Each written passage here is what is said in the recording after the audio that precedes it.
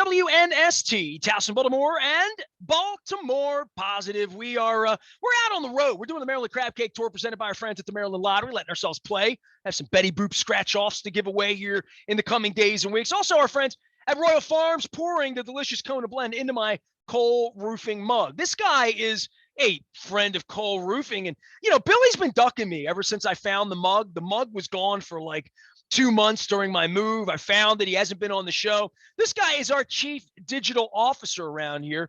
He keeps coming back for more. I have no idea why. The outsourced chief digital officer from Web Connection. He does our thing around here, and he is going to be off. Man, everybody's vacationing but me right now. I'm lucky to get 6 hours in New York with Billy Joel. You're running around Colorado. How you doing, Mike Rosenfeld?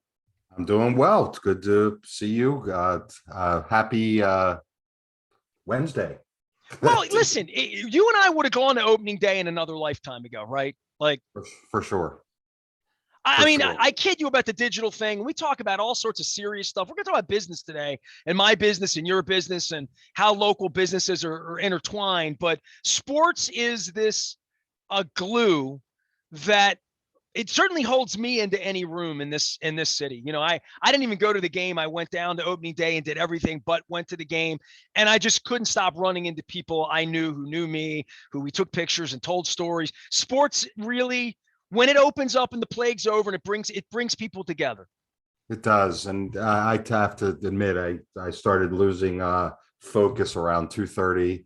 So I went downstairs, watched the introductions of the players. Didn't Rob Long look good in his hat? I thought that hat was nice. You see Rob Long, tell him I like his hat. I did like his hat. I must admit there was a lot of people wearing Oriole uniforms. I didn't know who they were, so I had to kind of get up.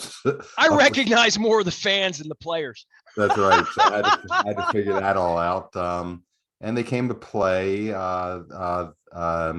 Zimmerman's a great story, right? I mean, the kid's down the street. He was packing Fadley's crab cakes at Christmas because Damie's basically raised him. He grew up in their household, with the family from Fadley. So, like, having him out on the mound, like Dave Johnson's kid out there pitching, It is, and Baltimore loves stories like that. So it was good. I'm hoping to get out there somewhat soon. Blah, blah, blah. Everybody says that. I'm hoping to get out there soon. And you know what? When I come back in July and ask all y'all if you've been out there, you're probably not. I'll probably get there before you do. And that's not saying much. I want to get there while it's in the 70s, not in the 90s. So okay. I got a bit of a window. We'll see if we'll make it happen. You and I want to talk about business this week. First off, tell me, you've been in my life a long time, and we've been wanting to have a discussion because I'm taking an intern on this summer. I'm growing my business again. I talk openly about growing my business. I don't know that I ever shrunk my business. I guess the perception when I had my Godfather Friday in the summer of 2014, and I moved along people in my life that were not serving my purposes, certainly not when my wife was dying the first time. I had no idea she would have a second battle, but I changed my business dramatically. And I think for anybody who follows what I do, I wore a WNST hat on opening day. It's the first time I've put like an NST thing. I did wear the sweatshirt over the winter because it's such a comfortable sweatshirt.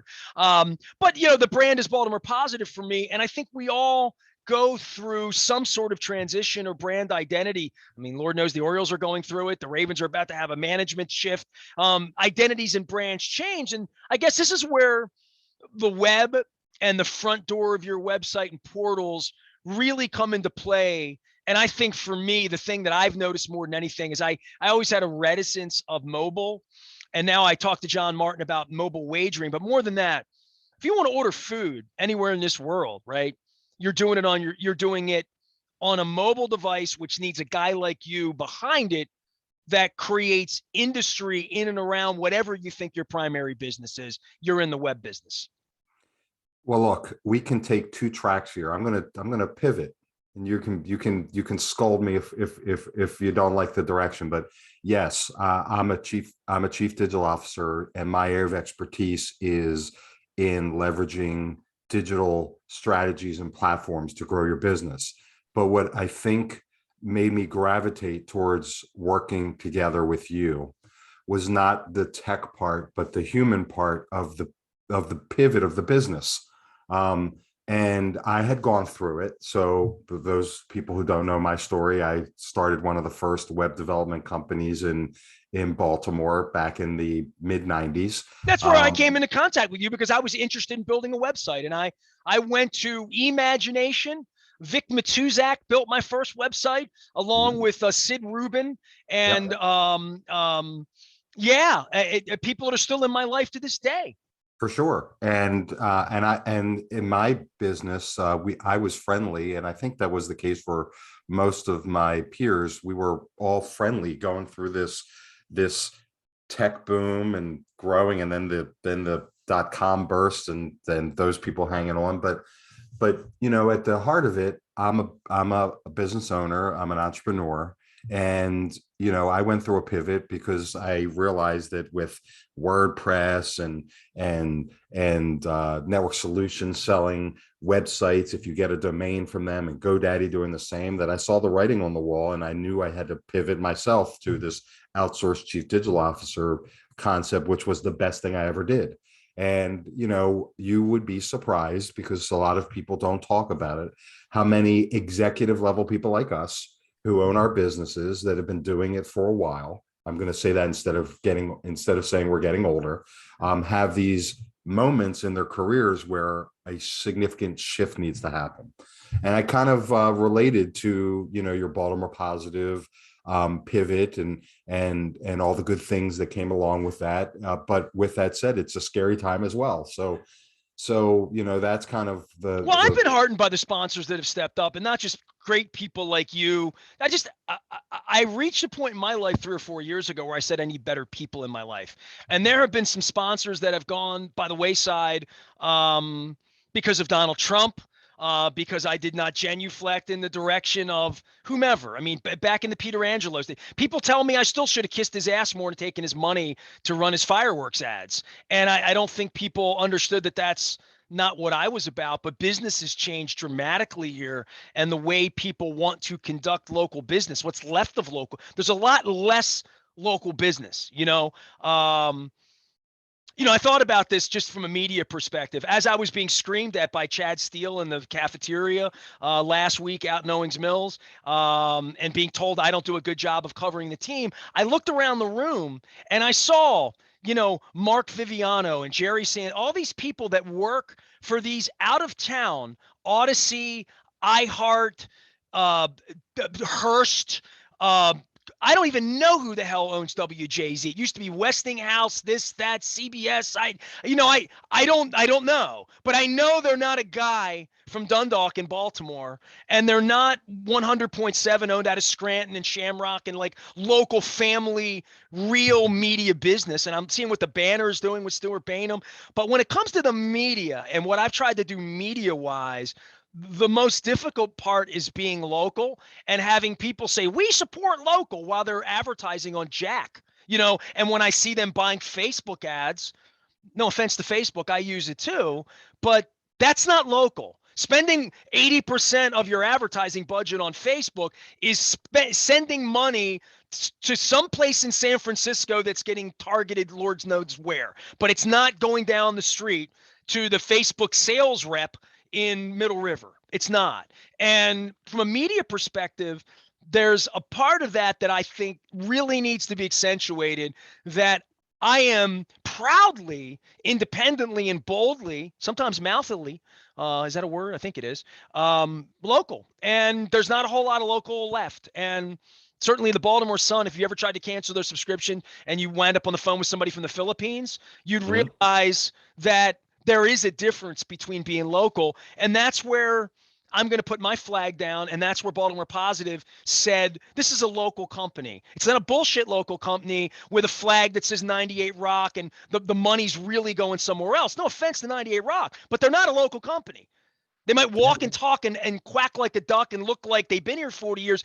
That money's going to Mr. Big somewhere else, not here.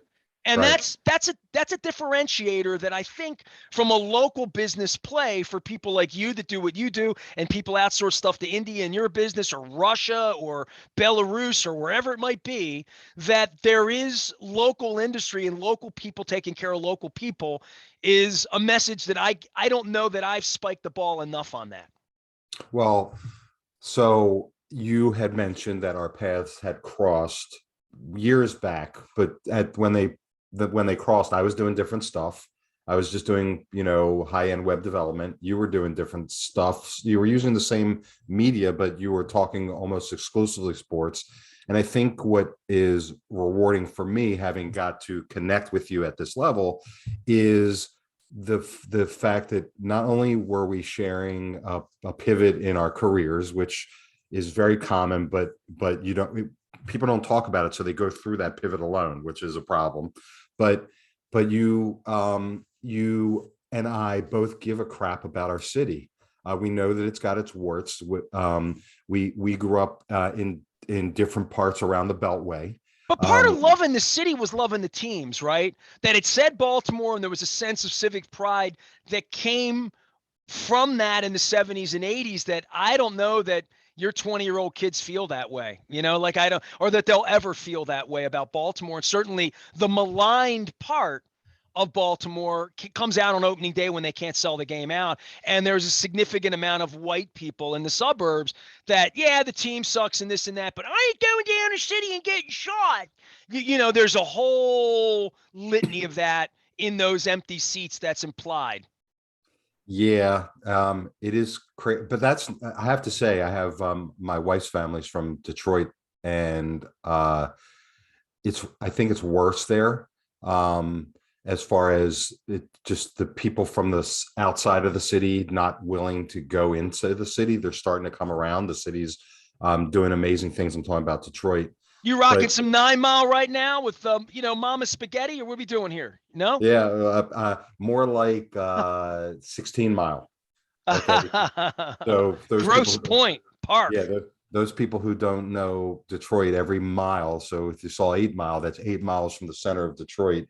16 miles is twice as far. So it's a definite suburb with people who are fearful of going down to the city. But bringing it back, the fact that you evolved to talk about, passion and the city, and it's not all sports, and what's interesting is you and I didn't know each other personally, but all the people that you connect with. You talked about your Billy Cole mug. I mean, Billy Cole grew up, differently around the Beltway differently, but what we all share is a loyalty and love for our city, but a recognition that it ain't perfect, and trying to figure out who are the right people to have conversations with to maybe make things better. So at that level, Well, I asking appreciate. questions, and they're not going to be easy questions all the time, and they're not going to be shiny and bright for sponsors. And sometimes the sausage is going to get a little ugly because it does.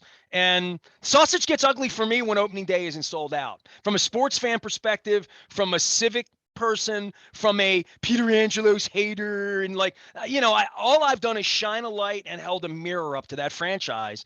Right. And the difficulties of the city sort of mirror that. Now we're going to have, and I had an unbelievable conversation with D. Watkins. I don't know if you're familiar with D's work and his writing at Salon, and he's a professor down at UB. He's worked with David Simon on this We Own This City. And the Gun Trace Task Force story has been dramatized. It's coming out on HBO next week. I'm sure it'll be incredible, as all of Simon's projects are. And but there comes a point in all of this where I believe the place will be better, is getting better. I was down at Fadley's twice this week I'm moving around the city. We're doing minority owned restaurants for the Maryland Crab Cake Tour in May and June. Part of this is moving around the city and seeing what's moving the city and seeing who's getting out of bed early in the morning to make the city better. And I think chronicling that in a conversational way is important. So there are people who are leaders. There are people who are followers. I think that it would be very easy it's easy for most people just to have the basic cursory conversations, and it's more difficult for people to get real. You talked about how the sausage is made, right? Ask very difficult questions, ask unpopular questions, make people feel uncomfortable in the conversations they're having. Well, I had D. Watkins on and I asked him why he was a drug dealer. Like what led to that? Right. You And I know, mean, so, and he and, answered me honestly, and that's what makes it worth listening to. Because I don't know, you may have dealt a little back in the day, but I didn't. And but so for for me to hear a perspective of someone who's turned his life around, that those are stories that can't be told enough for me. right, and they're real, and they provide perspective, and they provide. And look, when you concentrate on, I mean, look, the problems we have here in Baltimore are not unique to us, but we live here. And to have the real, like I said, uncomfortable, roll up your sleeves, dive deep, leave a conversation saying that was wild, that was like a ride, right? Instead of just boring and just the same old crap, I think is where the magic happens. So I appreciate that, and I appreciate seeing the pivot and the growth of Baltimore Positive, and how you and I are working together to try to kind of not only work on your digital strategy and what you're doing digitally, but just from an organization and how you're trying to fill strategic roles and get the right people. Well, I did it wrong the first time, right? If I had done it right, it would have pivoted itself. I had the right ideas in 2008, 9, and 10. I had the wrong people, and that's no offense to anybody over at 1057 who couldn't write, and I thought that they could with a website with words and the understanding of what social media was going to represent once it started. I mean, I remember buying a Twitter book at the Las Vegas airport. And I said to my wife, I'm going to read this 4.5 hours back, 5 hours back from Vegas. By the time I get back, I'm going to know Twitter. I'm going to understand Twitter, and not realizing that Twitter was so experiential because I had never, everything in my life I ever learned, you had to read in a book and then try to go get a screwdriver or a hammer and figure out how to make it work. This Twitter was so hashtaggy, experiential, ats, blues, underlines, 140 characters or whatever the hell it was in the beginning, 160 characters. It was something that I heard about at a conference in 2008 with a bunch of sports nerds tweeting. And then, but I was the first adopter, and I was the first adopter to text. So pivoting to Baltimore Positive at 50 years of age and having my midlife crisis and realizing at some point Chad Steele's going to try to throw me out of the press box. And like the Orioles did, like the Caps have no value to what I did running bus trips for 20 years down there. None, zero value. That sports wasn't valuing me or people like me and treating me like rat poison, which I'm sure Sashi Brown will be a part of now that he's new age. So I fully expect that I'm going to be treated like garbage by sports franchises moving forward, even after having purple underwear. So knowing that that is the role of the media and taking that on, I've become a lot more comfortable with asking tough questions, but also understanding that's why people listen, right? And moving into these conversations and out of Peter Angelos and who's going to save the Orioles. They got to save themselves at this point. I'm far more concerned, and you know this, with the city. And I went to bed every night as a 47, 48, 49-year-old, my wife dying, coming back to life twice, that I started thinking about what's really important here. And the Orioles ain't it. The Orioles ain't the important thing as they were in my life in 2006. I am in 2022. I stood at the gates. It was $4 to go in. And people offered me a free ticket. And I just didn't feel like going. So I didn't go. I came home. I felt a little bit like a jerk on Monday. Like I would have run into people like you that it was an opportunity cost loss that I wrote off because I wasn't in the mood after 6 hours of drinking and hanging and elbow bumping and talking to people. But sports and its linked to the radio station and it's linked to what I did led me to where I am. And right now I'm looking to grow again. And I think you know that. And I'm taking on different people. People are sending me resumes, Mike. You know what I mean? I haven't touched a resume in a decade. It's kind of cool.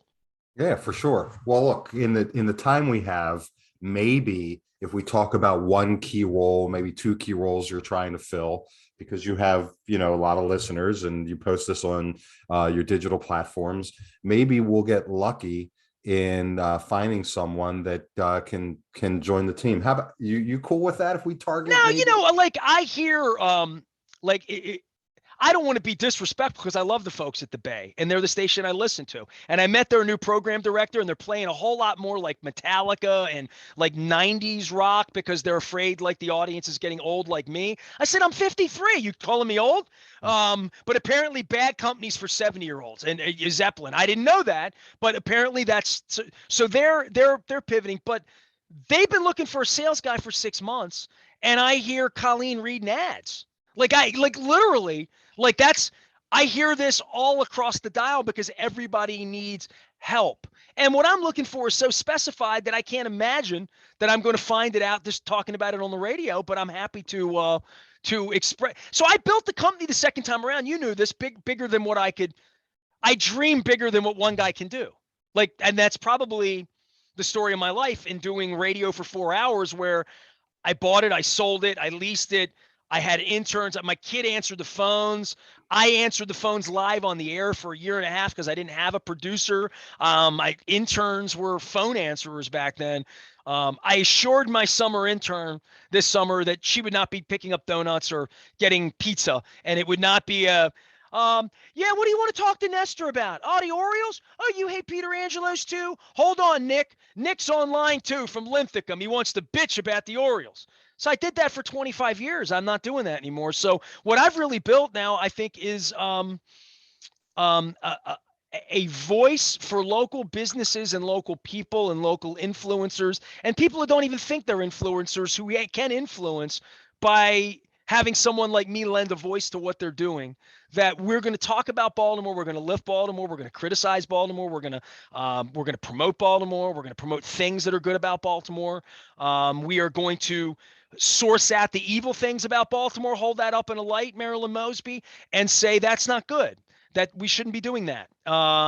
So that being said, I'm looking for an executive level sales partner. I formerly had several of these. I've been doing this for 31 years, so I think I've refined a little bit on who can deal with me and what I deal with. And then also an executive assistant production person that understands the web and social media that would love to be a part of growing and building and booking fantastic, good-looking, intelligent guests, wise conversations like you on the show. So I'm going to have two new roles here over the next 6 to 9 months that I'm going to fill and be a part of, but I'm probably not going to put a commercial on. No offense to Colleen or Huber, who I met for the first time the other day. I'm not going to put an ad on the radio, but if anybody out there is in the sales space, knows Mike, knows me, has worked in the media space, I am going to grow Baltimore Positive to a level that will far exceed anything WNST ever was.